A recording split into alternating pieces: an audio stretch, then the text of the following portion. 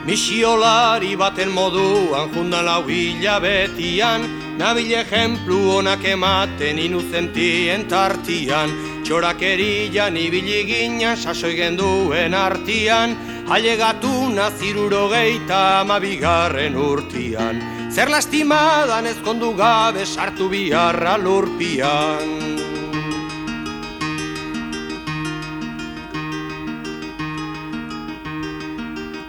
Proporzio bat izan du nuen erdi zartuta gerore, neskatxa batek txirrita bilok esposatuko gerade, ditudan gauzak eta diruak zuzat izango dirade, edo bestela azken finian penetan hilko zerade, guraso zarren mogimentua nola dan ikasi gabe.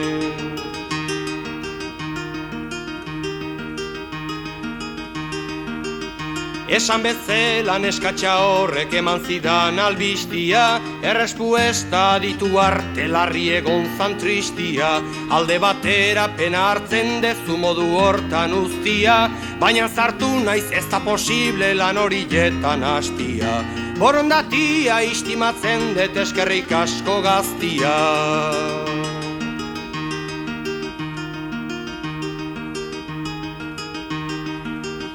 Aiskide batek esan dit neri Donostiako partian, ilalazuan sartu zinuzten ez zabiltza apartian, ez kasoik egin eskatxa horri utzi zaiozu pakian, goizeroan da botilarekin amueneko atian, litro erdi bat patarbi haute amalaben artian.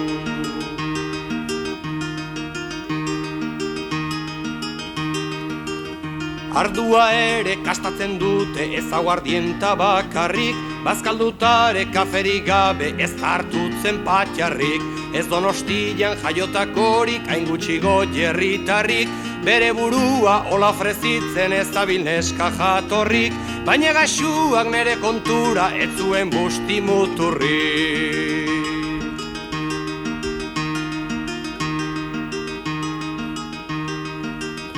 Ezin sinistu izan du nuen eskatxa horren esanik, ta berak ere etzekilen izurruteruan intzanik, alkarren gana bildu bagina etzan gurekin gauzonik, jende gehiegik jakin ez dezan ez dut esango izenik, oraindik ere soltera dago ez zuen hartu gizonik.